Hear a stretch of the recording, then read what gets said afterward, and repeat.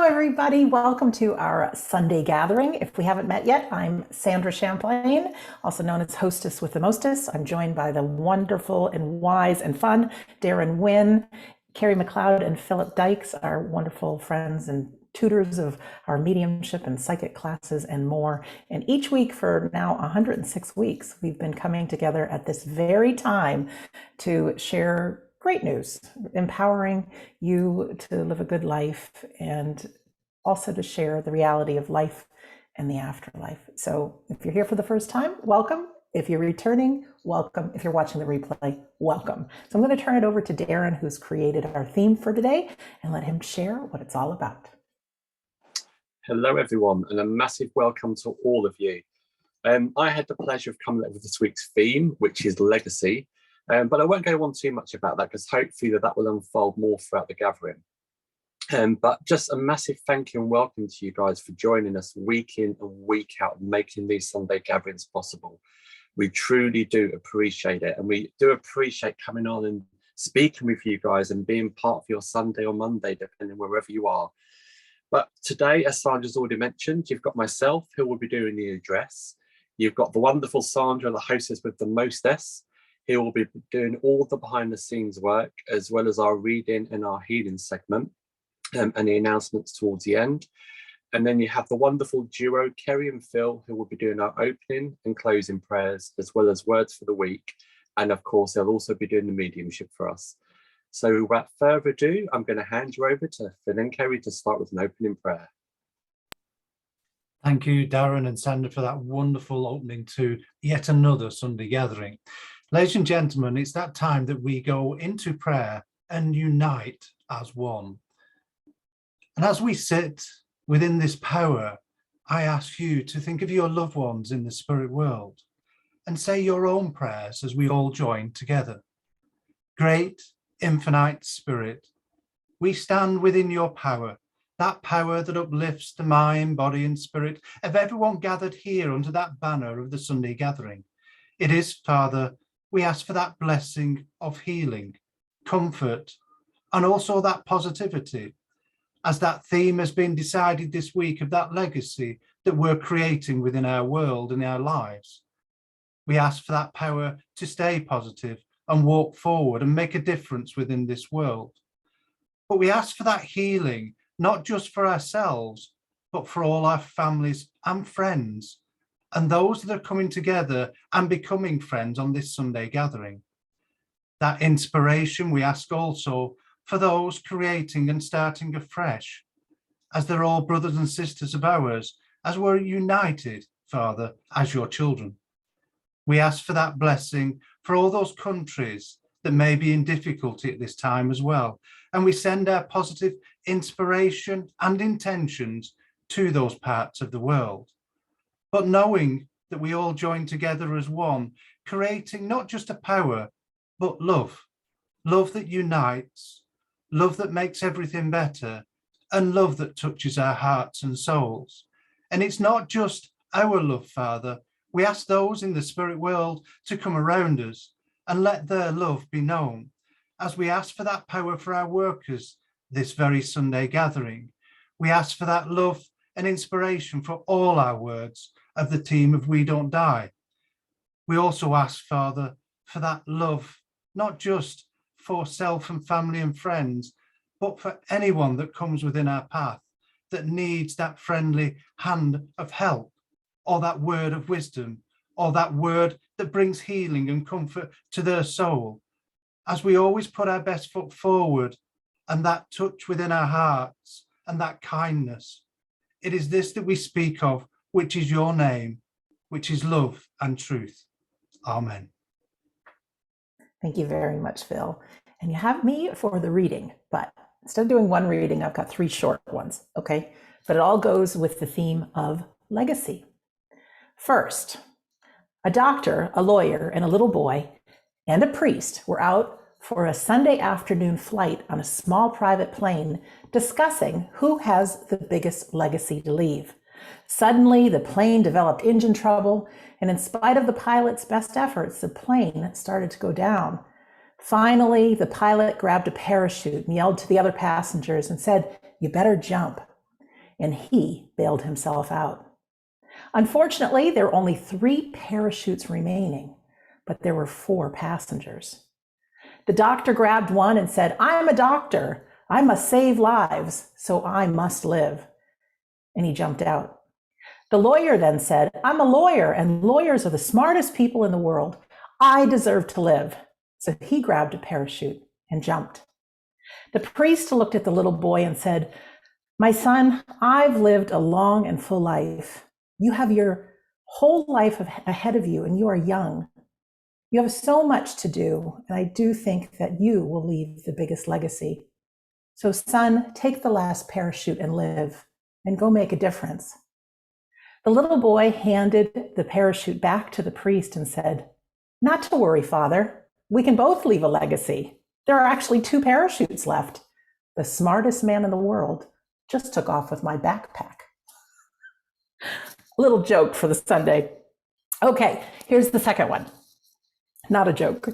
Once upon a time, a king ordered his 2 sons to build 2 large aqueducts to supply water to his country estates, which were in a very poor state due to a great drought.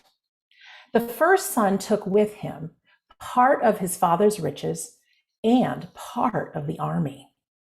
With them, he traveled north, where he ordered the people of those lands to work hard on building the aqueduct.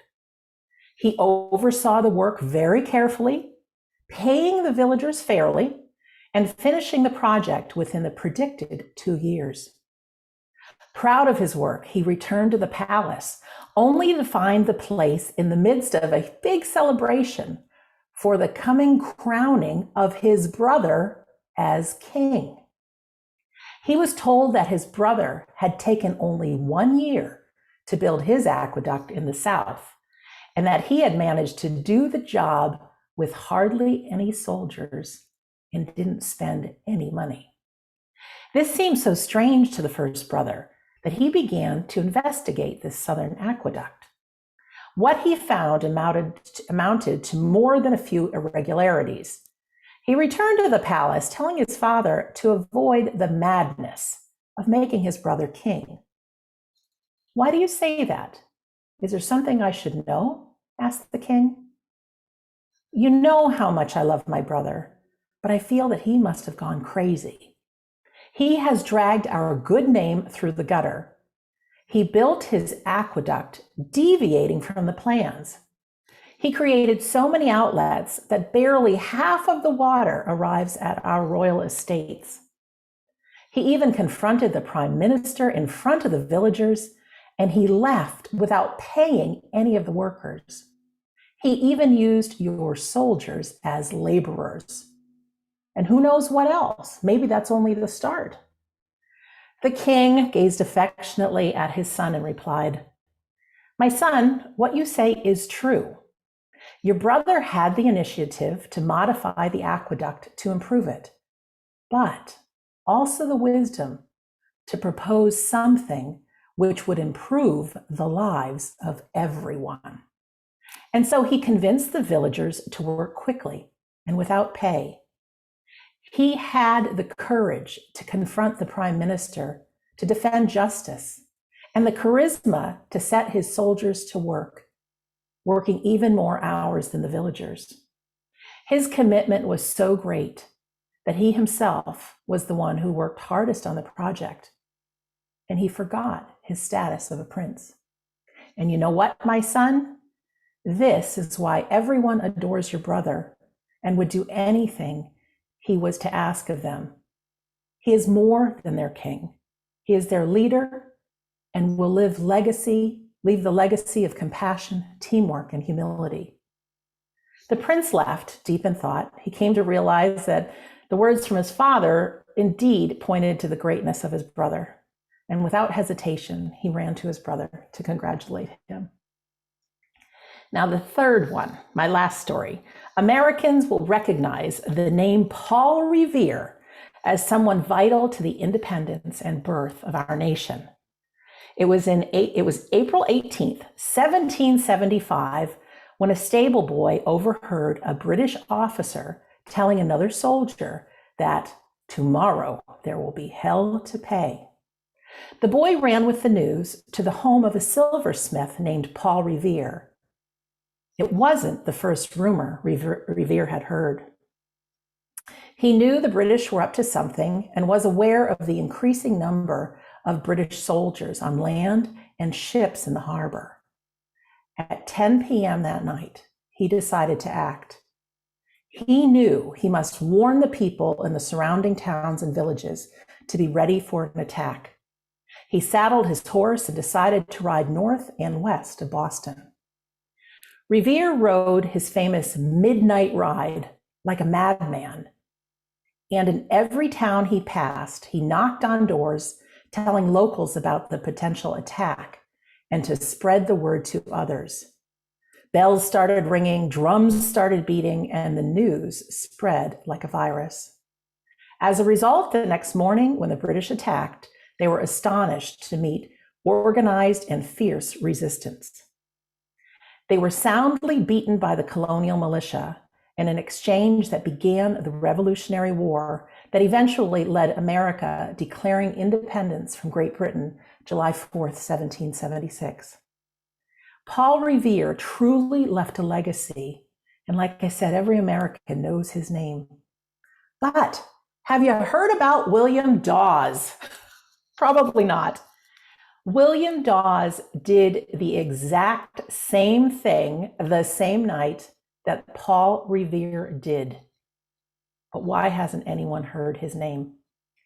William Dawes was not a social man, and he didn't know many people. So he just knocked on doors at random. Dawes never had the desire to network or connect with others, and so his message fell on deaf ears. But Paul Revere was a different kind of man. He was social, a member of several local clubs, a hunter, a card player, a fisherman, a theater lover, and a businessman. He had an uncanny genius for being at the center of events, and Revere knew the people he was warning. In each town, he knew who had influence, who had the guns, who commanded the militias, and who would respond the fastest and the strongest. So folks, I'm going to leave you with this thought. Paul Revere left a legacy because of the kind of person that he was.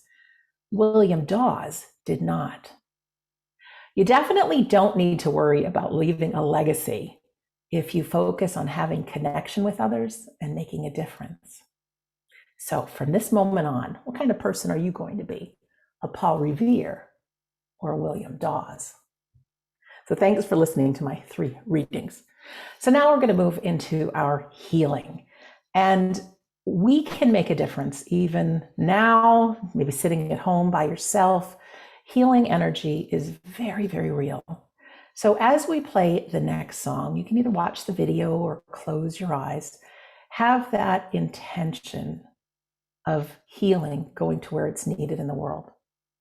Believe it or not, those in the unseen world can use our energy and send it where it needs to go. It's always helpful to imagine those that need healing, and even yourself, being whole, healthy, happy, complete. The areas of the world that need it, see them restored and happy and healthy. You never know the legacy you can leave with these invisible prayers of healing. So let's go on to the song.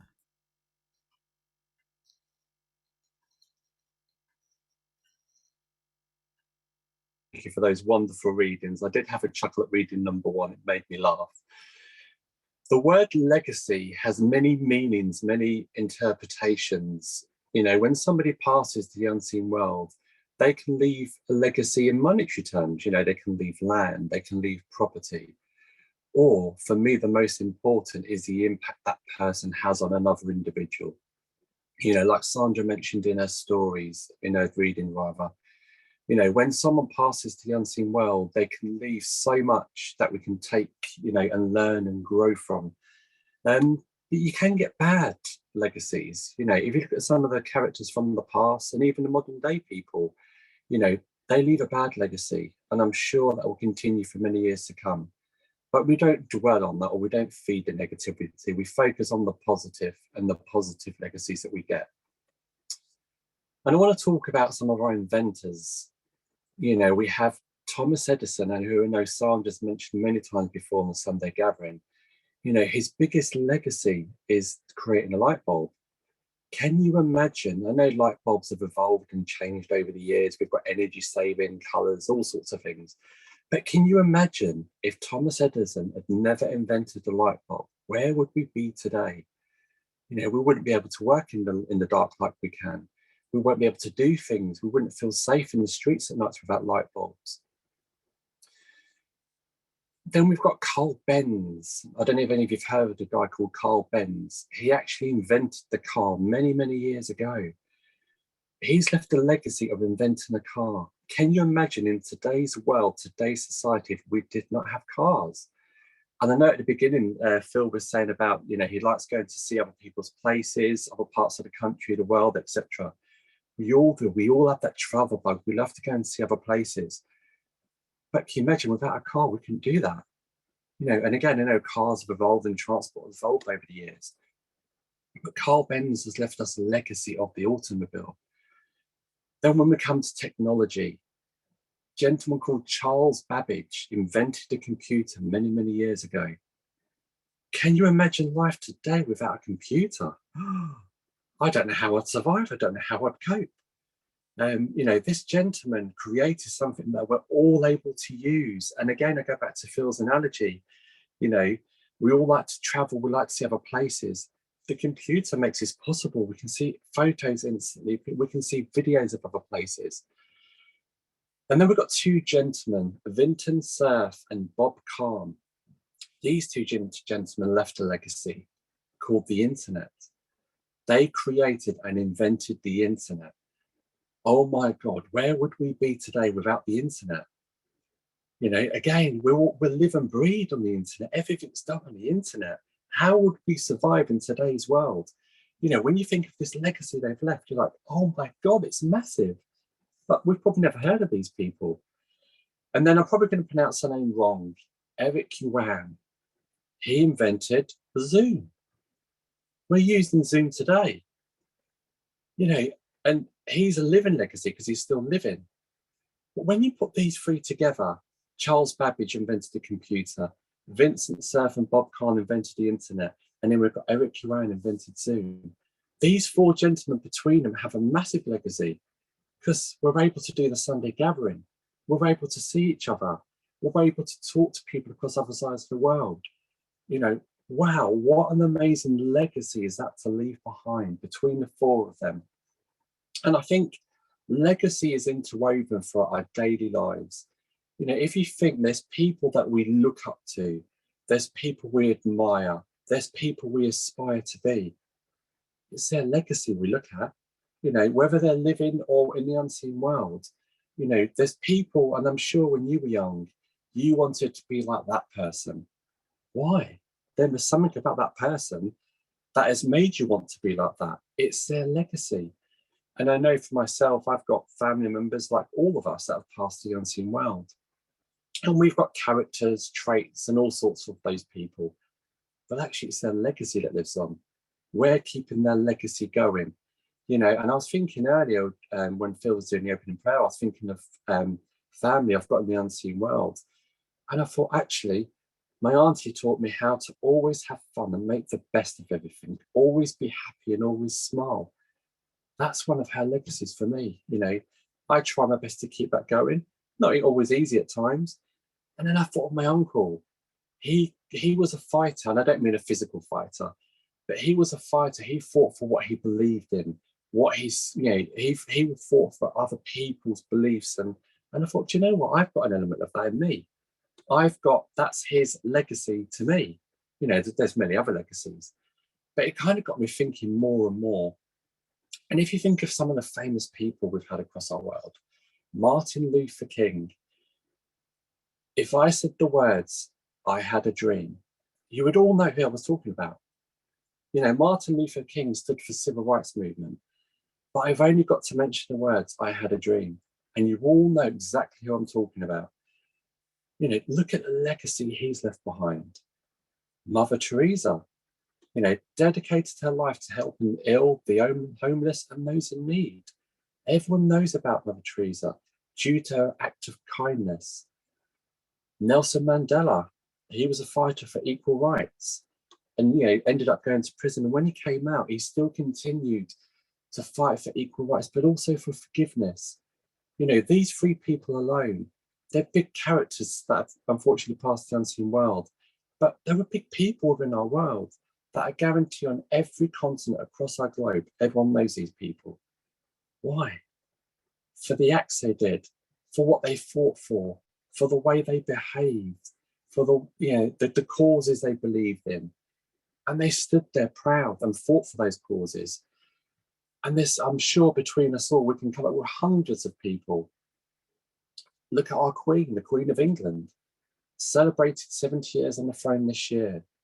Wow, what an achievement. We can all take from different people, different legacies. But for me, it's like, you've had that commitment for 70 years. You've been in the public eye for 70 years. You haven't been able to do the normal day-to-day stuff that we all do. You can't just pop down to the shops or pop down to the local pub to have a beer because of who you are. You've had to live this life for 70 years. That's a legacy. One of the longest serving monarchs probably ever in history. To me, that's a legacy. We can all take from the Queen whatever we wish, but there's a legacy there. Arthur Finlay. I'm sure many of you've heard the name Arthur Finlay mentioned, Arthur Finlay rather. Next Sunday, he would have been passed to the unseen world for 58 years. He's left a massive legacy within our movement, within spiritualism. Many of you probably know the story. Campbell Sloan was a medium that sat for Arthur Finlay, and through the acts of another medium, Arthur Finlay left his property, his fortunes, to the spiritualist movement for the progression and the education of our spiritualist movement. 58 years later, his home is still there, standing proud. Many of you know it was the Arthur Finlay College. Many of you have probably been there or plan to go there. And you think it's through acts of kindness and the legacy of these people that are allowing our lives to continue, our lives to grow. And that's what I mean about the legacy of so many people is interwoven within our lives without us even realizing it. It's not till you start stopping and thinking and looking back, you truly realize how interwoven people's legacies are. Another gentleman, his name's completely gone out of my mind now as I'm talking about. I'm sure it'll come back to me. No, it's completely gone. Again, there was another gentleman, his name will come back to me as I'm talking about him. An advocate for spiritualism, stood up for spiritualism. He was a president of the SNU for many, Gordon Higginson, that's the one. So I had a complete mind blank then, but I'm going to blame it on the weather because it's really hot. I mean, if you look at Gordon Higginson, many people in the spiritualist movement aspire to be like him. When you looked at how he conducted himself, how he behaved, but most importantly, how he worked for the unseen world, and he was a true advocate for the spirit world. Same as many of our pioneers of the past. We all aspire to be like them in some way, not copy them, because we're all unique, we're all individual. But these people, Helen Duncan, Albert Best, I can reel off loads of names. They've all left a legacy within the spiritualist movement that we aspire to, we admire, we want to be like, in some shape, way, or form. And you know what? We all have our own legacy. And I know we've spoken about it many times, about us all being unique individuals. We all truly are. When God made each and every one of us, he truly broke the mold, because we are all unique, we're all individual. But you know what? We've all got our own legacy, whether it's while we're living or when we pass, but there will be a legacy of some way. And I know Sandra touched on it in her talk. What legacy do you think you'll leave behind? We all truly aspire to be the best we can be. We want to be inspirational. We want to help people. We want to support people. But when you truly look at it, what will you truly be remembered for? What is going to be your legacy? And it's got me thinking over the past week, when I came up with the theme, I was thinking, what would my legacy be? Who knows? I have my own thoughts. People may have other thoughts. But I think if you truly stay in, strong to yourself, strong to your beliefs, and strong to you as an individual, you will have a legacy. I can sit and look at these guys on camera here in front of me now, and I can guarantee living, and even when they've passed, there is a legacy that I'm getting from all of them. And I know that when we all pass, or even as we live in, you've all lived a living legacy. There is something about you that people admire and look up to. But this theme, legacy, I just want to talk about how I came up with the theme.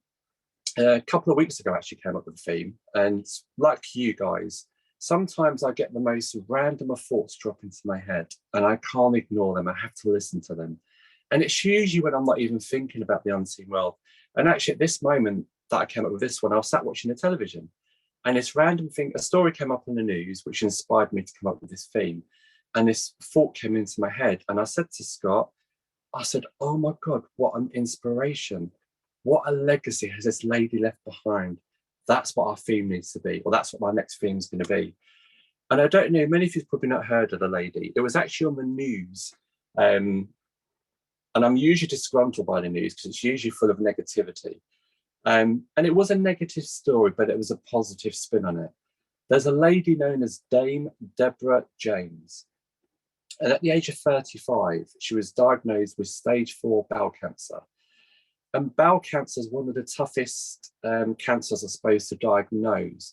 And I think it's because, you know, when you watch her on TV and listen to some of her interviews, she said that people, and I can agree with it, people don't like to talk about their bowel movements or what come out of their bowels. It's not generally a thing you like to talk about. You tend to shy away from it.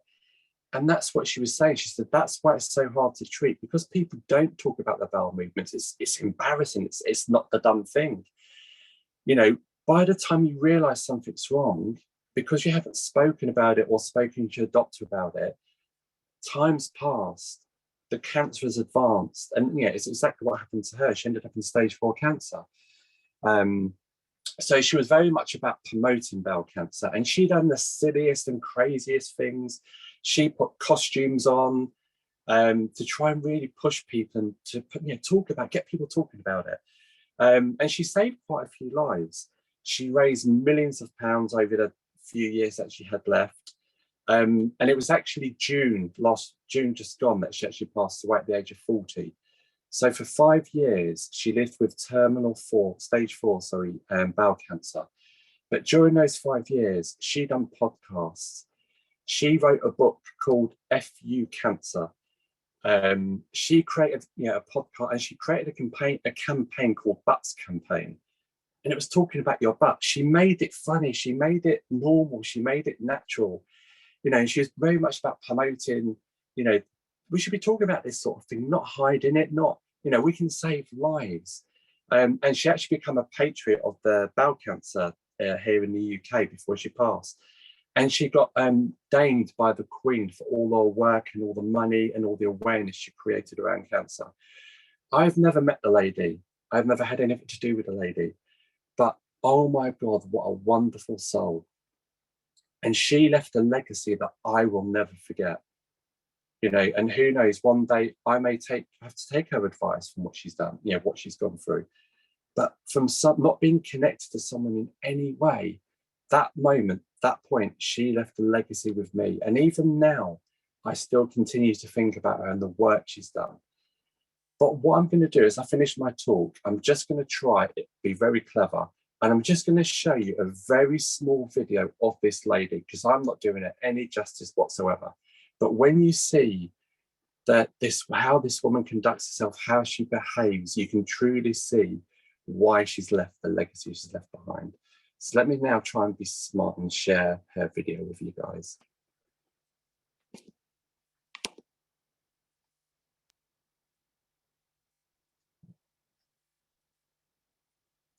No. Oh, it's going wrong. I think my internet's gone. Give me 2 seconds. No, it's gone. No, sorry guys, it's gone. What I'll do, I'll try and load it up for the end, because I think I lost signal at the beginning of the thing. But if it's okay with Sandra, I'll load her video up right at the end, just before we play the closing music, if that's all right. Just so you can see this woman and the true inspiration that this woman's created. So thank you for listening to me, ladies and gentlemen. Just remember, what legacy are you going to leave behind? And I'll leave it there. Thank you for listening to me. Thank you so much, Darren. You know, I was just thinking about something with legacy. I've interviewed enough people that have had near-death experiences, and they all talk about this life review. Yes, the life review. Well, no one judges you. You are looking at your own life, but you get to review the things that maybe you could have done differently, and you experience it from other people's perspective. But then they say you get to experience the good that you've done through the eyes of everyone you've impacted, and actually the ripple effect of where that could lead, or where that did lead. So I think that's awesome to imagine that. So you actually do get to see your legacy someday, but not quite yet. So we're going to move on to our demonstration of mediumship. And we have the wonderful Carrie and Phil being our mediums today. And if this is your first time, you'll hear these words new. And if you've been here 106 times, just pretend this is your first time, like you've never heard this before. Be on the edge of your seat. Carrie and Phil are both longtime mediums and also tutors, as you know. And a spirit person will connect with them and give them different details about who they are, their life. They work with their feelings, with their thoughts and memories and pictures in so many different ways. And so Carrie and Phil will do the best job they can to give a couple of initial bits of information about the person who's with them. And we are real people when we go on to the unseen world. We're not balls of energy or anything. And they'll give you a few initial bits of information, and we want you to really listen in. Do you know this person? If you can understand 100% of the information that they are giving about a person that no longer walks this earth, and it'll be someone that you know. It might be a family member, it would be a friend, could be someone distant. Sometimes family members come on the tails of somebody who's a little distant. But if you can understand 100% of the information that they give about the spirit person who's working with them, we want you to press your raise hand button. So take a second just now and find on your device where that raise hand button is. And if you want to press it just to see what happens, go ahead and do so. Good opportunity to work out the finger here, a little exercise. Wonderful. And now it should say lower hand. So you want to press that again. So your hand goes down. Sometimes it takes a couple of minutes to determine who this person is here for. Once we do, I will press something on my side and it'll ask you to unmute yourself. You can't see your unmute button yet until I press something over here. But if you're one of the people that work with Carrie and Phil, all we need from you is one of three different answers. They're going to give information about this person. We just want you to say yes, no, or I don't know. Can you understand this information? Carrie and Phil have broad shoulders, and no simply means new opportunity to look for what they may have missed in the communication. So please only yes, no, or I don't know. I know how wonderful it is to share about your loved one and how the information fits, but we're going to ask that you don't do that because we want everyone leaving our demonstration and our gathering today knowing that it was your loved ones that came through. It wasn't you who volunteered that information. So while only a handful of people will get a message today, the spirit world folks are actually in charge of our Sunday gathering. They know who's here. They know what messages need to be heard, and they have a sneaky way of giving some messages for people that we can all take the information. The whole idea of them coming through is so that we all know that love never dies, that our loved ones are still around. They very much are. And if you got the goosebumps right now, they're right here by your side. So we're going to play a piece of music, which is traditional that we play some peppy song before our medium demonstration. It's just a time that you can enjoy the video. You can move around, dance in your chair, or stand up and dance if you like. Think about your loved ones. Just picture them right in the room with you because you know what? They are. So let's listen to the video, watch the video. It's a rather cute one that Darren picked out, I do have to say. And we will be back with our medium. That is one happy song. Hi, Carrie. Hello, Sandra. Great choice of music, Darren, and a beautiful theme as well. Thank you very much. It has been an absolute delight hearing both Sandra and yourself, Darren, speak today. It is, of course, our legacy, and hopefully it lasts for years and years to come, the Sunday Gathering and all that the We Don't Die team has created. And it's lovely to hear about all the people, Darren, that have brought in those ideas and have made a difference. And I did like your readings, Sandra, even though somebody clever person in the plane left with a backpack, but there you go. It is my absolute pleasure to be able to work for you today. And I know that Phil is waiting just there to start just after me. So, so as I work with the spirit world, Sandra's outlined it perfectly. So I'm going to start, and I know I've got Dad with me here, and I know that I've got a plane up here, and I know that Sandra's dad also knows about planes, and Darren and Phil have spoken as well, but I get the sense here that Dad would have had a lesson in one of those planes, in a double-winged plane. I don't know what it's called. What is it? Biplane. A biplane. I know that Dad would have had a lesson in a biplane, and I do get the sense that Dad would have been a little bit more mature in his years when he did it. I don't feel like it was done in his younger years, and I feel I'm reaching out to daughter. Does this make sense to somebody in our audience? Thank you, Carrie. And this would be the time, if you recognize this, to raise your hand. We have Alicia with her hand up. Alicia, we're going to promote you to panelist. Just say yes there, and then you can unmute yourself. Now you've got a gentleman with you, I see. Hi, yes, husband is here. Hi, Alicia. So you understand everything I've said? Yes. Totally. Okay, but you would know where Dad was a pretty vibrant personality. Because I know the first thing he, in my mind's eye, I do not believe he did this, but in my mind's eye, he was standing on top of his plane at the back of me. That was the image I had of him. But you would know he would have been in his more mature years when he went for this flight lesson. Yes. I also get the sense that your dad would have spoken about wanting to do other things as well. Yes. I know, Alicia, that your dad must have also done some voluntary work in his time. A little bit. Then he must have had charitable causes that he did things for that were very passionate and close to his heart. Church stuff.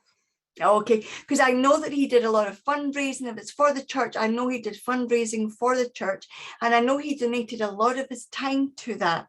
But I want to say as well, if this is the place where he volunteered in the community at the church, he must have sometimes got himself into trouble with the things that he said.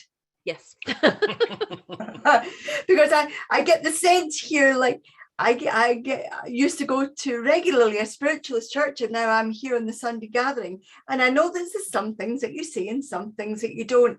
And I know your dad you would have been saying, "Dad, you need to keep your voice down," and he would be hollering at the top of his voice, a loud whisper, if I can put it that way. I know your dad would have also had an incredible sense of humor.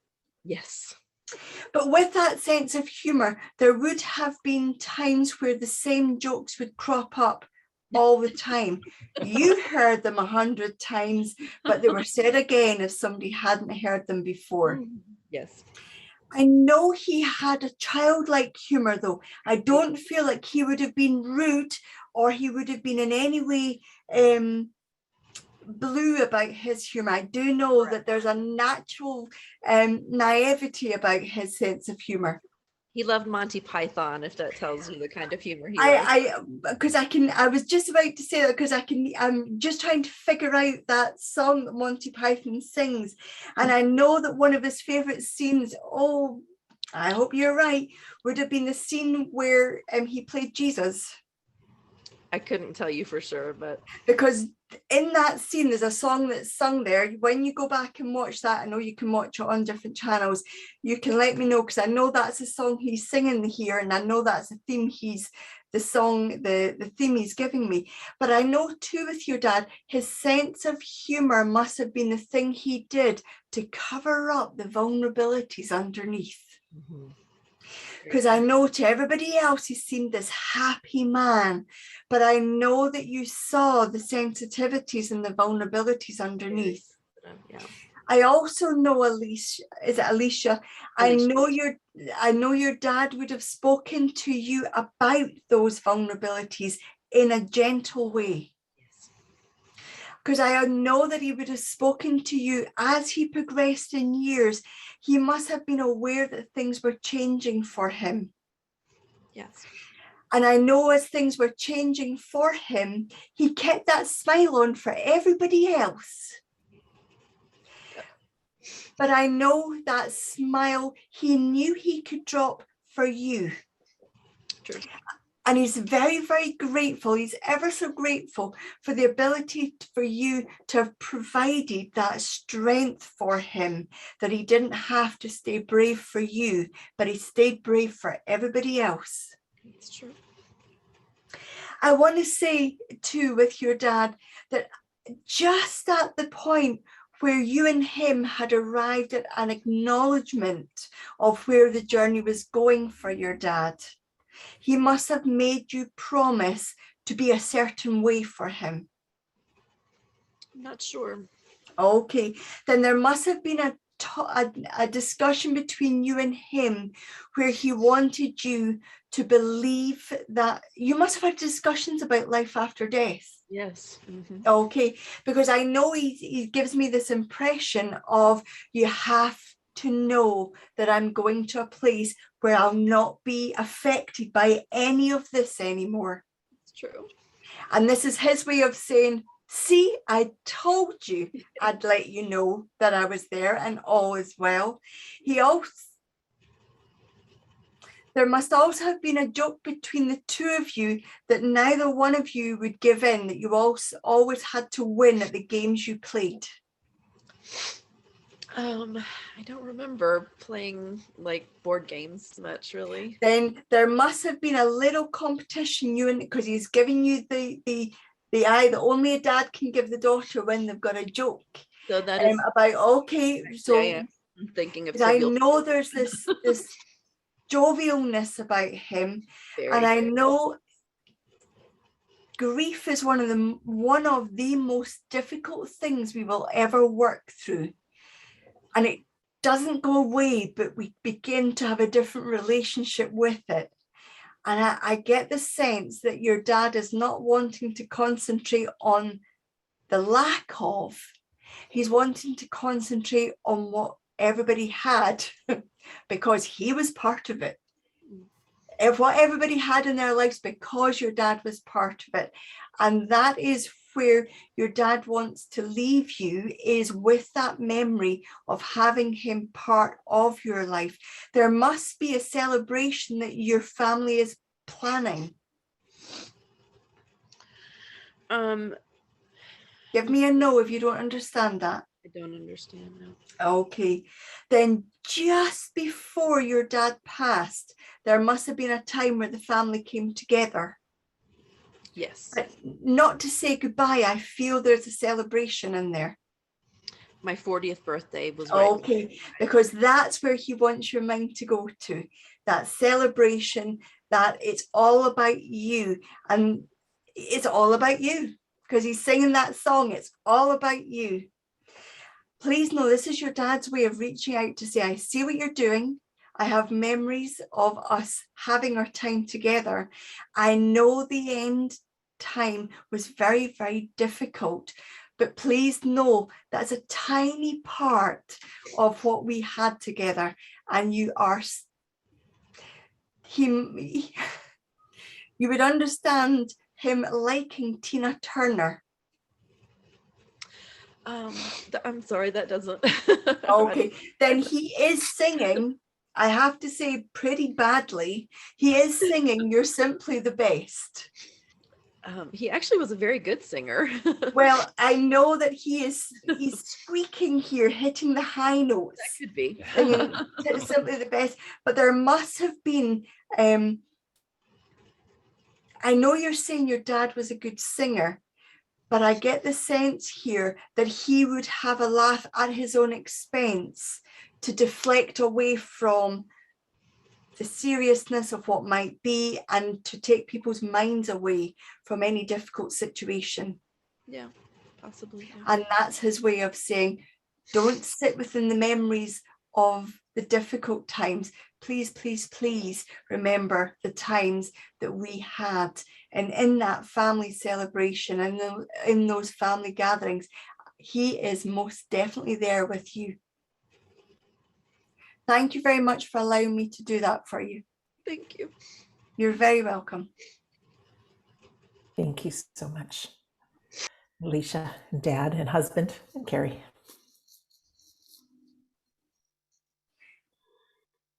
Okay. I have a sense here that I have, just as you said, husband, I felt husband. And I know that I know that Alicia's dad had a lovely voice, but I know husband has a voice here. It's very low. He has a very low voice. And I know he has facial hair here, but I actually want to say his lady must have memories of sitting with husband on a lakeside or on the water's edge and singing, husband singing. And I do know he does have a lovely voice here, but there must be memories for you and your husband sitting on a water's edge in a very special place and singing, the two of you. Beautiful. All right, who can understand this information? Please press your raise hand button.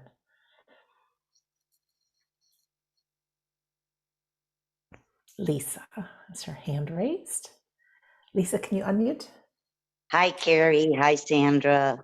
Hi, Lisa. Hello. So you have memories with your husband sitting on this water's edge and singing.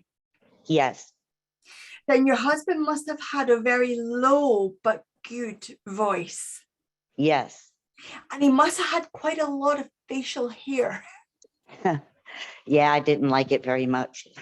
Because I can feel that he would have played with his beard and scratched his beard. But I know that as you were sitting on that water's edge singing, Lisa, your husband must have either made up little songs or have written a song. He reworded songs. Okay, because I know that there's a sense here of him inventing or him creating songs. And would you know where your husband played the guitar as well? Oh, yeah. Okay, because I know I'm strumming on this guitar. It feels like I'm camping and I've got a fire and I've got the sunset and I've got the water. So you would know where all of this took place for you and your husband. Absolutely. I know that there is words here that he would make up for you that come from the very center of his being. So he is an incredible romantic. Yes. I know that there's a sense with your husband, Lisa, of having this romantic aspect about him. But I know you and him must have also held hands when you were walking in the street. Always. Because I know he's showing me what Phil and I do. We always lock fingers when we're walking, and that's what he's showing me. You must have very recently felt like he came so close that you could feel him take your hand. Yes. Yes. It's his way of saying, Lisa, that it is not your imagination, that he is very much there with you, and that those memories, that we must be coming up to the time of the year where you would go. I know everybody's going on vacation, but that particular memory of being by the water and him playing guitar, it must be near the time, years later, but it must be near the time of the year that you remember that. Oh, yeah. Okay. Because there's a sense with him of wanting you, yes, to remember the times gone back, but absolutely to look forward to the times moving forward. I know he invented new songs, and his message to you is to start inventing this new words, a new way and a new way forward. He is very much with you, but he definitely wants you to be setting new words to songs and making a new way forward for yourself, Lisa. You would know where he's going with that. You understand that? Absolutely, exactly where he's going with it.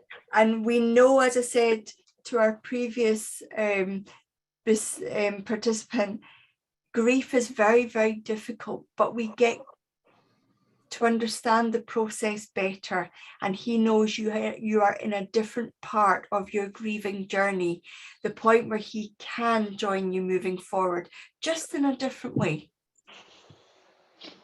Yes. I'm going to leave that with you, Lisa, and say thank you very much. Thank you so much, Carrie. Thank you, Sandra, so much. You're most welcome.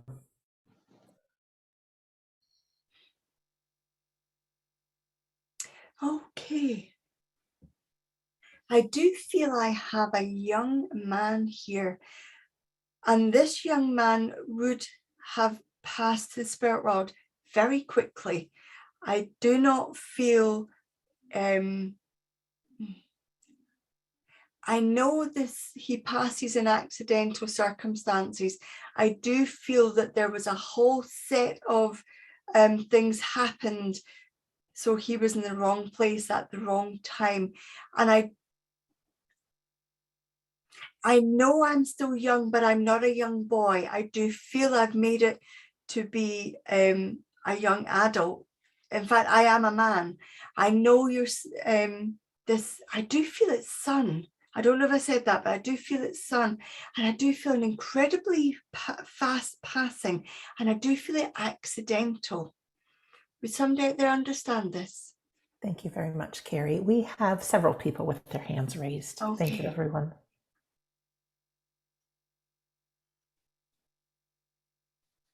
I don't feel this is a road traffic accident. I feel it's a freak accident, but I do not feel it happened on a road.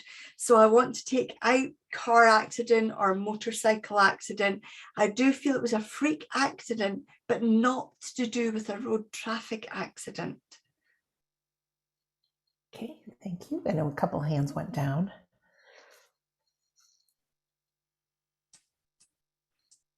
Okay. I know with Lisa, her husband went to the water's edge, but I actually feel this young man died in a water-related passing. And I do feel it's a freak accident. Thank you, Carrie. Could you take down the hand, Sandra, maybe, and see if it makes sense? Ladies and gentlemen, I took down your hands. If you would raise them again, if you can understand all the information about a son with the freak accident around water.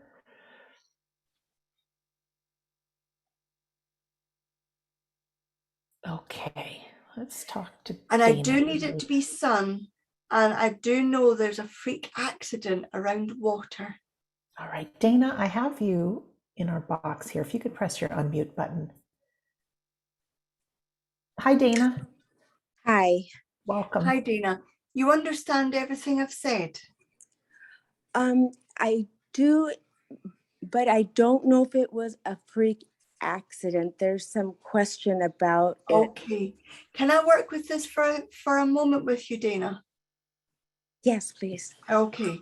So your son would have been a follow the rule book kind of guy. Oh, no. Okay. I feel here that I am following the rule book. I feel like there is a, if that's not the case, Dana, would you understand that there was a,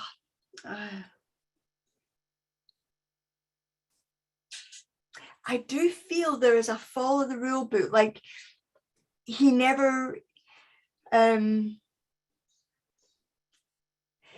just wait and just hang on, Dana. Sandra, is there anybody else that understands all of this information? We have Hazel with her hand raised. Hazel, if you could unmute yourselves, and Dana, you just stay where you are. Hi, Hazel. Hi, Hazel. You understand everything I've said? Nearly, except water. I'm not so sure on water. Okay, then I'm going to stick with Dana. Hazel, thank you very much, but I know I'm with water. Then if your son isn't one that followed the rule books, then you would understand that he would make his own rules.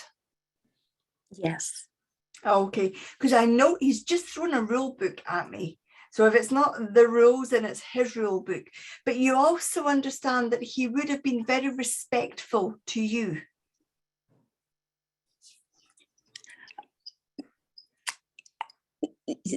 Well, near the end of his life, yes. Okay, because I know there's a sense of him wanting to show respect to you. And I know there's a sense, because I know why he's here. I just need to make sure that you understand that this is your son.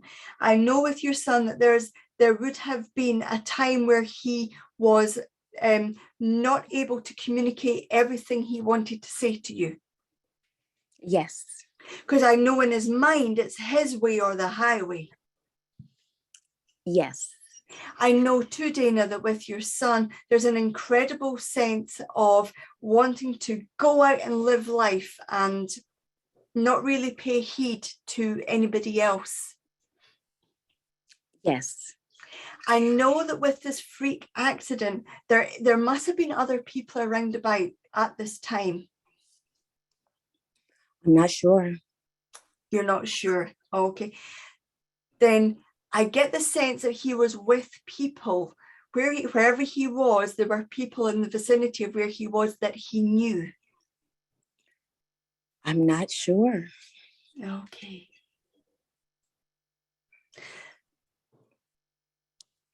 Then Dana, with your son, I know you've said there are questions that you haven't had answered, but I know he must have spoken to you very openly before he passed. No. Okay.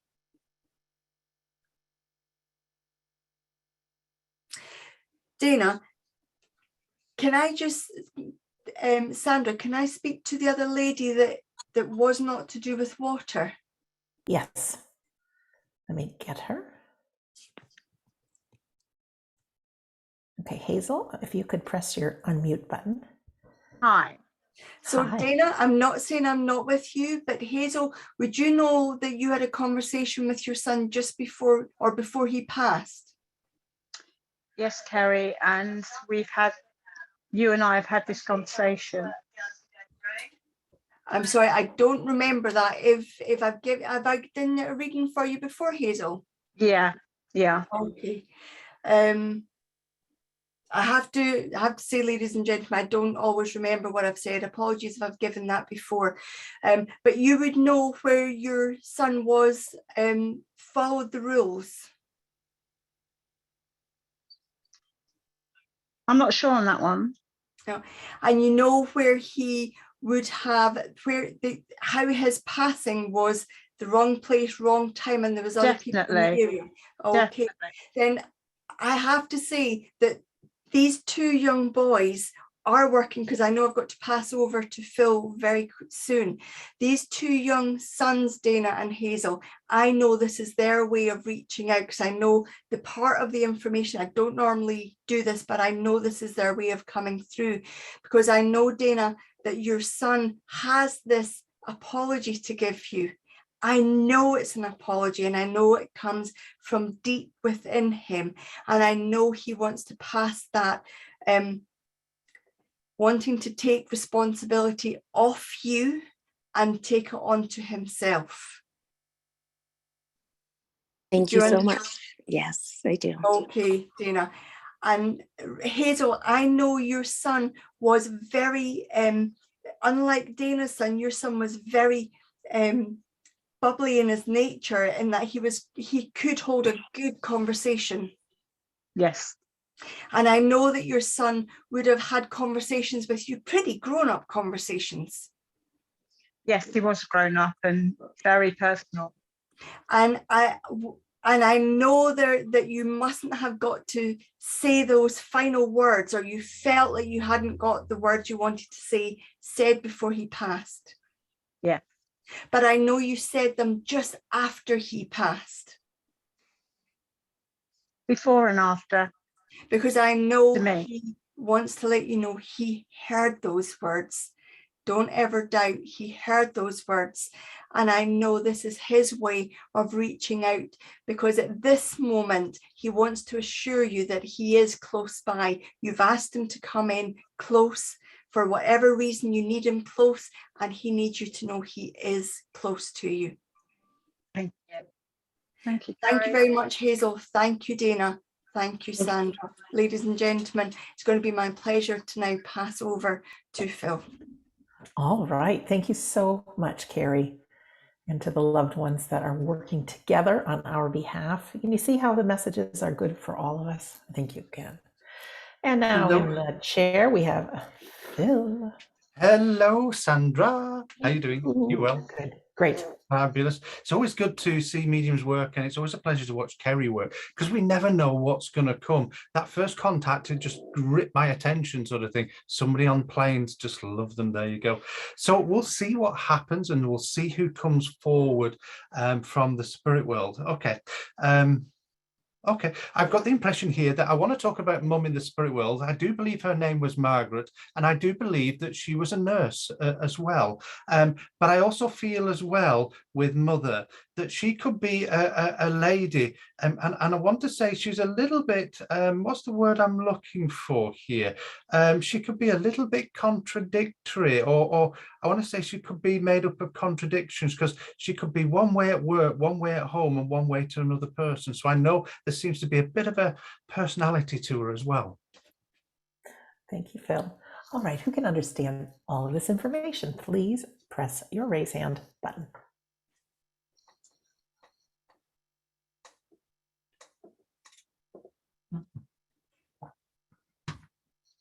No hands up just yet. That's absolutely fine. So what we're going to do is just have a look at this for a second. Then where I might have gone wrong and put Margaret and Mum together. So I want to know about Mum in the spirit world, who was a nurse, but also there must be either a Margaret somebody connects to here. And I want to say must have known Mum and the person I want to speak to. All right. We have Donna with her hand raised. If we could bring you in. Hello. Hello. Hi, Phil. Welcome. Hello, Donna. I know I've given you a contact before. Do you understand everything I've said? Yes, Margaret was a friend. Margaret was a friend, because I know, and would I be right in saying you knew Margaret as well? Very well. That's fine, because I just feel, I don't want to say there's a connection. It just feels Margaret would be known Mum, but also known you, like I said. Now, with your Mum, would you understand where she was made up of contradictions? She could be different ways for different people. Absolutely correct. Because it feels in one way, I want to be the nurse, and I want to be very efficient with the nurse, and I want to be almost this, where I want to be in charge of other nurses. That's right. And I know we have a term here in the UK, and I'm trying not to laugh. Would I be right in saying your Mum had a good sense of humour as well? Yes. Because it feels here where Mum was at work, and where I said we have a title called a nurse called a matron. Would you understand where she was that old-fashioned kind of nurse? Yes. And would I be right in saying your mother liked the old-fashioned sitcoms as well? Yes. Because I keep on getting Carry On Up the Khyber, Carry On Up the all the Carry On films. You understand? Because all I keep on hearing, and I'm going to do a really bad impression of it, but I keep on hearing, oh, matron. So I know here that she just is full of, I want to say she wasn't just efficient at work. She had a good bedside manner.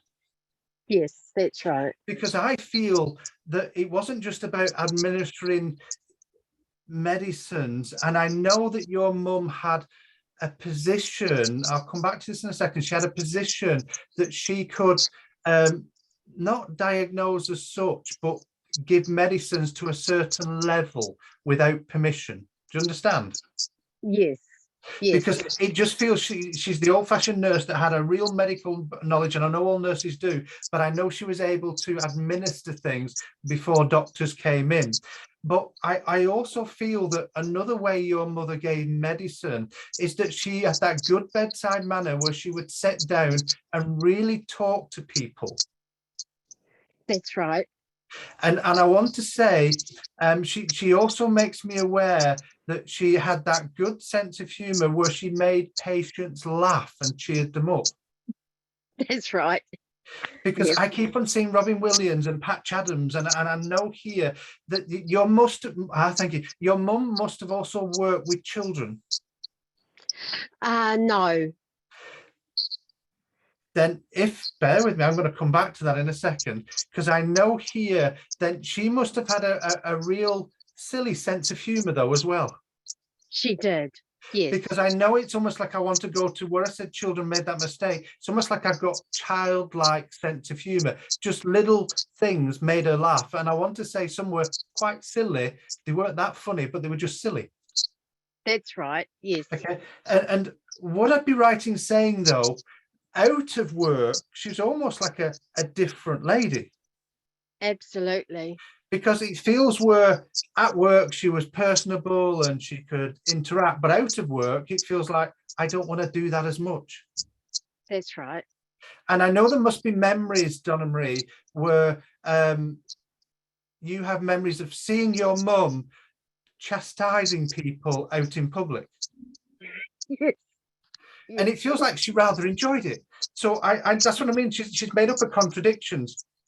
Yes. But would I be right as well saying that your mother was a lady, and this is where I feel where she's different. She liked fair play. She liked the everything to be equal and everyone to have equality. That's right. Would I be right in saying that she went on peace marches at one time? No. Then she must have either watched peace or gave her support or talked to you about these things. Yes.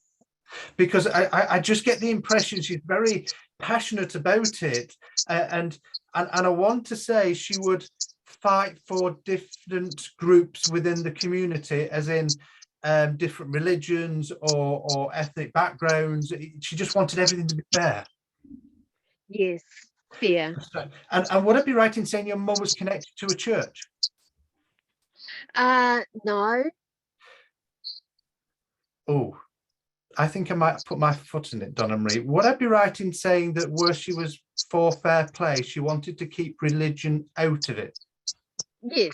That's it. Now, I'm going to say something, and I hope I'm not going to offend anybody, but if I said she would blame things on certain things in the world, like religion. Yes. Because I'm being very polite there, I can't repeat what she just said, but I know here she would often put her foot in it as well. And there must be a memory where she voiced her opinion in front of a vicar or a priest about this. I remember that. That's fine, because I know it's almost like I can see you with your hands over your face going, oh no, because I just get this impression with her as well. But I know your mum, where she put in a foot in it, has been very proud of you just recently, because you've kept your dignity and kept your frustrations inside. So true. Because she says where she would have voiced a few things and chastised a few people, you've wanted to, but you've kept it zipped. True. And I also know she's very proud of you because you've asked the spirit world to come forward for that support at the moment. Thank you. And I've got to say this from your mum, you're never alone. She's always with you. And I know there's many other people in the spirit world as well. Bear with me. Would I also be right in saying, Donna, you would understand a gentleman in the spirit world called Donny or Don? It was my nickname from her. That's fine. I just thought it was a gentleman's name as she's calling it out. Okay, so it's her nickname for you. It's almost like her thank you. Now I understand this. It's almost when she called you this, she was being endearing and very much that loving way. And it's almost where she did this from a child with you. That's right. Yes. Because you will always be her little child. And I know she came to your aid and rescue when you were at very early school as well. Yes. Always fighting my battles. Well, she's still doing that now because that's why she's coming forward. So I'm going to leave her love with you and say, thank you for allowing me to do that. But one last thing, you know, Margaret, I mentioned before, Yes. she was very similar to your mum as well, wasn't she? Yes. Yes. Because I want to say you do not get in the wrong side of your mum and Margaret, because even if you're a fully grown bloke bigger than me, they could put you in your place and you knew where you stood. Yes.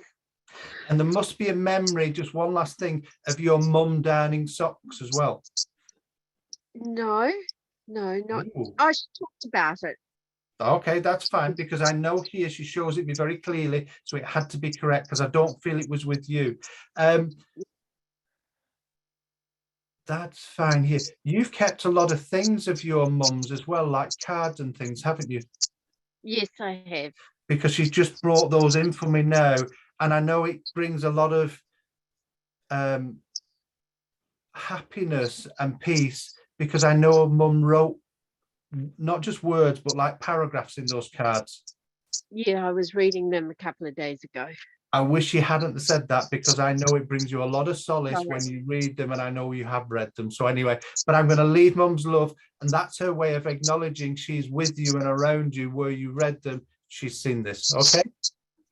Thank you, Phil. Good. You're absolutely welcome. It's been a pleasure to talk to you, Donna Marie. Thank you. I know we have a little background noise there, everybody, but we've It's got almost a global audience. It's like crickets in the background, isn't it? Mhm. It's almost like we're all on holiday together.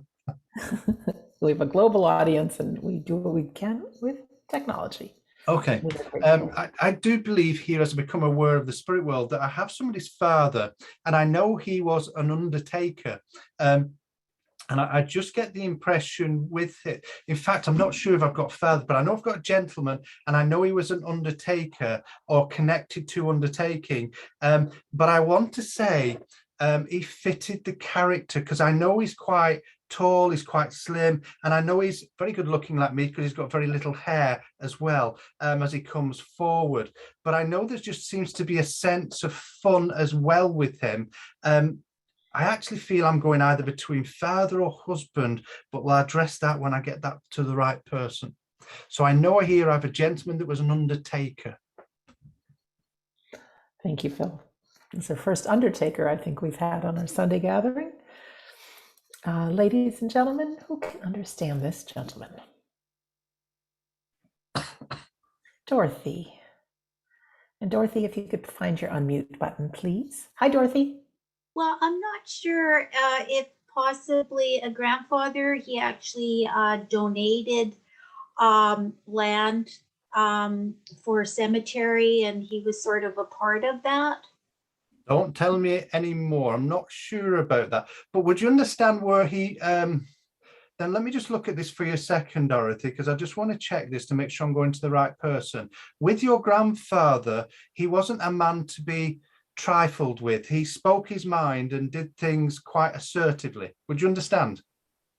Yes, he was a very strong individual. That's fine, because that's the impression I get with him as he could. But I want to say, though, that if I've made the mistake of making him that undertaker, would you understand where he was very well respected in the local community and town? Yes, actually, he was. Because I feel that in some way he had authority, and people asked favors of him or wanted advice from him. Yes, that's correct. And would I also be right in saying in some way to do with his work, there will be either the I don't know what they call it, the local authority or council, or I don't know what you call it in different parts of the world, but would that make sense to you, Dorothy? Yes. That's fine, because it just feels here your grandfather had different fingers in different pies. Yes. And I also believe where your grandfather lived wasn't in the town, was like on the outskirts where it's quite rural. Yes. And it feels where either would I be right in saying it's either called Field Farm or something farm where he lived? Yes. Because again, I keep on being taken this way, but I just feel, and where he lived, it was more like a ranch type property. Yes. And I want to say it's almost like South, I can't even think of Dallas, whatever it's called. Would I be right in saying there was gates as you drove in? I'm not sure, but it was a nice property that was built that my mother lived in. Okay, because that's fine, because I know it is a nice property, and it just reminds me of Dallas, that kind of thing. It's almost like a out in the sticks as well. But I also know with your grandfather, he was quite a choosy gentleman, because he doesn't mix just with anybody. There has to be something in it for him. Understand? Yes. But I also believe that he liked the old-fashioned ways as well. Yes. Because it feels I want to deal with country folk and country life. Yes. Would I be right in saying there's been stories told, not of your grandfather, but associates of your grandfather, that would have made moonshine and things like this? Yes. Very because correct. because all of a sudden I can smell it, but I can taste it, and I'm teetotal at the moment. I'm thinking that's a bit strong, but again, it just feels. And would I be right in saying that there's stories about either in the local area where stills were hidden in the woods and forests and things? Yes. Because it just feels, and would I be right in saying this is a time where there was either near the end of the Prohibition era as well? I'm not sure. I don't know my history. Bear with me, because where there would have been stories told about the bootlegging and things, I actually feel there was bootleggers, not just people that made it, but the actual bootleggers there as well, where they would have taken it to different places. But I just feel here that in a way that's part of your grandfather's background, and very much that sense of bear with me, and would I be right in saying your grandfather had either businesses or property in Texas area as well? Not sure. You're not sure? That might just be my geography, but it just feels where grandfather would have known the local police, the local sheriff, I think it's called, and those kind of important people. Yes. Because it feels he knew how in to Canada. I kind of, because I know here there's something different about it. I knew my geography wasn't right, but I know he would have, because I'm being taken to programs. I know this is how the spirit world helped me. I'm being taken to things that I understand the closest to it. But I know your grandfather knew how to get things, knew how to get out of trouble, knew how to acquire things. And I want to say it was that kind of community where everybody helped each other to get along. Yes. And would it be right in saying there's photographs of your grandfather you've seen where he's either in the mountains as well? I don't Please know. bear with me, Dorothy. Would I be right in saying you have memories of being in holiday at either the Rockies or somewhere in the mountains? Yes, with my son that is deceased right now. That's because I know here, I know somebody else is just making that contact. You've said your son now, but I just feel there should be photographs of you and your son. Yes. And I want to say it's either where the photograph is, there's pine trees and things behind us. Yes. And I want to say these were memorable times for you and your son, because it's almost like you and his time. Yes. And I want to say he was quite open and personable with you as well. Very, yes. And if I said he was quite sensitive. Yes. Because I got this impression where there's a sensitivity, and he was able to be quite open with you. Yes. And if I said he was a good looking lad. I think so, yes. Well, he's got hair, so he's got to be good looking, you see. I haven't got hair. So again, but I also feel with your son, he was quite selfless. He helped a lot of other people as well. Yes. And I want to say there's memories of that holiday where we went out to restaurants and like local bars. Yes. And We they played were golf. very much like chalet wood type buildings. Yes. And I want to Beautiful. say it's almost where there was memories where we stayed just late there, just having a few drinks, not getting drunk, but just a few drinks. Yes. And I want to say this is how you or he was quite selfless, because other people gravitated towards him and would just interact with him quite easily. Yes. Because it just feels he could hold a presence, hold a story, hold a conversation with anybody and make them feel comfortable. Yes. And I know just recently you've been asking your son for that little bit of help to know that he's around you. And I know that you still tell him you love him. And sometimes you blow him kisses as well, don't you? Yes, I do. Because he's letting me know that he's with you and he sees you doing this. Oh. But I also know there's a photograph you have out of him in the house, in the living room near the TV, I do believe it is, where it's captured everything. His eyes are twinkling away and shining. And I know sometimes you talk to it and kiss it as well. Yes. Would I be right in saying your son was good at sports as well? A long time ago. I'm glad you said that, because these ones looked like when he was at school. Would that make sense? Yes. Yes. Because again, the little trophies that I'm seeing and different things. But would I be right in saying that he liked to spend time by himself as well? Yes. And I want to go back. Would I be right in saying he played basketball? Yes. But I know he tried other sports, but I know basketball was the preferred sport. Yes. And would I be right, he liked to go fishing as well? Yes. Because he's just said, just tell my mum that's where I am now. I've just I gone forgot. fishing. Yes, he was going fishing near the Rockies. Yes. That's fine. Because I also want to say, in his own way, he wants you to know that he's in the spirit world and he's just gone fishing. And I know here he's coming very close to me, because I know you've asked to feel his presence. You've asked to see him one more time. And I know you want one last hug and one last kiss. I can't promise this, but this is what he seems to be impressing upon me. And I'm going to leave his love with you, Dorothy, and say thank you so much for allowing me to do that. Oh my goodness. Thank you so much. It's amazing. It's absolutely a pleasure. We never know as mediums, ladies and gentlemen, what evidence is going to come, how the evening's going to go. But it's always a pleasure for me and Kerry just to do our best and be the voice piece for the spirit world and bring their stories, bring those memories, and to touch and bring that comfort and healing that your loved ones are very real and very much round about you at the moment. Thank you, ladies and gentlemen. I'm going to hand you back over to the lovely Sandra Champlain. Oh, thank you so much, Phil. And thank you so much, Carrie. I think we can all feel the love from these loved ones coming through, and really to have confidence that all of our loved ones are around.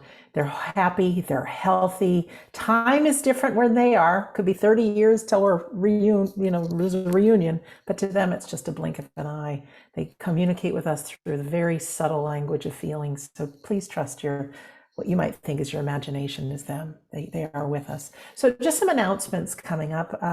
What's happening this week? And I know grief is something that unites all of us. And boy, I wish I just had a magic wand that can take away the pain of grief. I cannot, but I can do a couple of things just to help you understand it. First of all, in my book, chapter 10 is a chapter on how to survive grief. And it talks about why we grieve and things we can do to ease the pain and things like that. If you're already part of our community, that you've been in one of our courses, in your personal library, you will find a copy of the audiobook. If you're not and you'd like a copy, no problem. Our home base is wedon'tdie.com. Go to the store page, scroll down to that audiobook, and just use coupon code FREE. You can also read the PDF copy if you'd like. Coming up on Saturday, we have a guest husband and wife couple, Kath and Mitch Shirley, that are both grief specialists, and they're both mediums. And they're going to be doing a workshop helping others with grief through mediumship. Boy, for our mediums and for our students and for our wannabes and anybody interested, you could be the only person that a person comes through to who's looking for evidence of the afterlife, it is critical that you understand some things about grief and the grieving process to help clients. So that is on Saturday. Everybody's welcome. This coming Tuesday, our friend Scott Milligan is doing Sitting in the Power Hours, a great opportunity to close your eyes and be led to a very empowering place through him. On Friday, we have In the Arms of Eternity, which we sit for healing with our eyes closed, followed by always an extraordinary conversation with a friend in the unseen world through his trance mediumship. Very, very special. Carrie and Phil, you might notice they have a new website, mymediumship.com. It's written right there on their screen. It just came out yesterday and it's pretty cool. All kinds of great things. We work together. So many of the things you'll find at the WeDon'tDie.com site, you'll also find on mymediumship.com. But they have a nice course coming up July 30th and 31st called Beyond the Story. We get those initial pieces of evidence and how does it unfold into the story behind the communicator? So it could be for our psychic students as well as our medium students. And also, if you're new to us and you want to get involved somehow, but you don't really know what to take, how to do it, we suggest that you watch the replays from our January and February psychic classes to find out about how the soul communicates. And then we've got some great classes on mediumship as well. So again, at WeDon'tDie.com, you can click on the at-home courses. You can find that. There's also some past courses that we've had. Well, I've got a little fly buzzing around me here. But there's there's lots of beautiful ones, but there's one called Inspired Writing, and it's an opportunity for you really to get in touch with your own soul through writing. And then there's some different exercises you can do to be in touch with loved ones as well. So pretty darn awesome.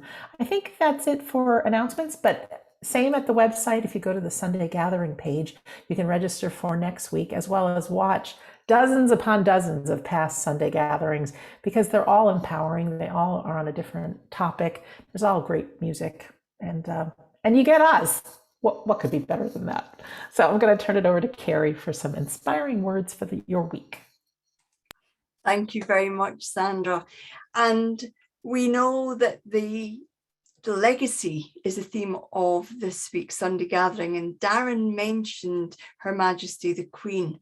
And this is a special year for Her Majesty the Queen, 70 years. Can you imagine it? 70 years of being in service through ups, through downs. Well, I was watching a programme very recently and she said some things that I wanted to share with you.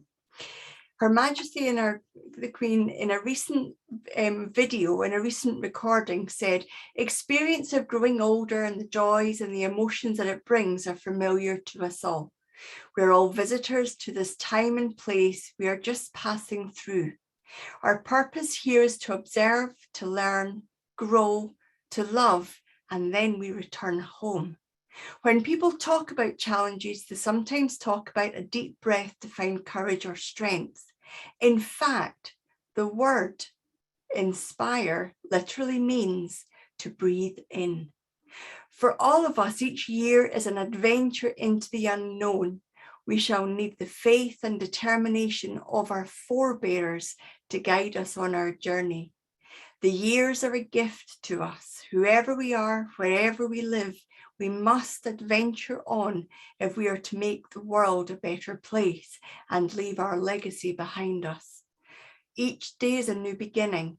I know the only way to live my life is to try to do what is right, to take the long view, to give it my best in all that the day brings, and to honor my trust in God. Whether we believe in God or not, I think most of us have a sense of the spiritual, a recognition of something deeper, a purpose. And Ralph Waldo Emerson said, the purpose of life is not to be happy, it is to be useful, to be honourable, to be compassionate, to have it make some difference that you have lived. So live well. So thank you, Darren, for asking me to do the demonstration and the words of the week. And we're now going to close this Sunday Gathering in prayer. Divine and ever-present Spirit, Today we have once again entered into that sacred space of communication from that world unseen to each and every one of us. Each Sunday gathering with its theme, its words, its songs, its prayers, its address and mediumship brings something different for everybody that attends. No individual will be touched in the same way as another. That is the gift that we receive through coming together under an umbrella that brings everybody together within a community that believes that we do not die. We move from a physical world into an unseen world. So thank you for allowing us to come together within this space and allowing us to share the space, the words, the love, and the humor of all that we have experienced. May we enter into the week to come, knowing that we can't control what comes, but we can control our belief that our loved ones are just a breath away, unseen, and yet in some ways closer within our hearts. Amen. Thank you for that, Kerry. I just wanted to say a massive thank you to Phil, Kerry and Sandra for all the work they do week in and week out. It truly is a pleasure to work with you guys. And I think it's interesting how things kind of cross over. We don't communicate with each other throughout the week of what we're doing in the run up to the gathering. But I think it's so interesting. You know, I mentioned the Queen, Kerry's words came from the Queen. It's magical, all kind of intertwined with each other. So thank you for that. And a massive thank you to you guys for consistently supporting us and being there and allowing us to do this. I'm going to try and share, fingers crossed, if all goes to plan, a little video I was going to show you earlier about Dame Deborah James, who was the inspiration behind this theme.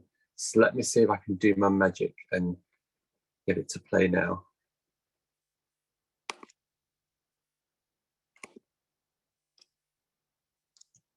I very much document what it's like to live with cancer. Yep. I shouldn't be here. Yep. And the reality is, so by the time I was diagnosed, I have metastatic bowel cancer.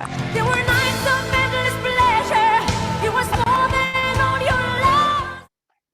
Oh, is it playing? No, it stopped. No. Oh, I can get it. I was going to say, we can also put it in the Facebook group. We'll do that. Yeah. Yes, and if you don't belong, just go to Facebook and type in "We Don't Die Listeners."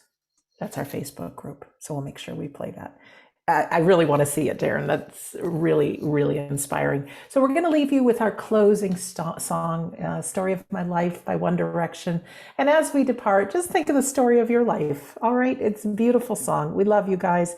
We are so grateful that you come to our Sunday gatherings. And yeah, you know, we're going to see you next week. Absolutely. All right. Here's our song. Thank you, everyone. I'm going to put us on gallery view so we can all wave to you and blow you kisses. Thank you, everybody. We're so grateful you joined us today. Go have a great rest of your day. Remember, your loved ones are all around, and we are too. We are right here. Have a great week. See you soon. Bye.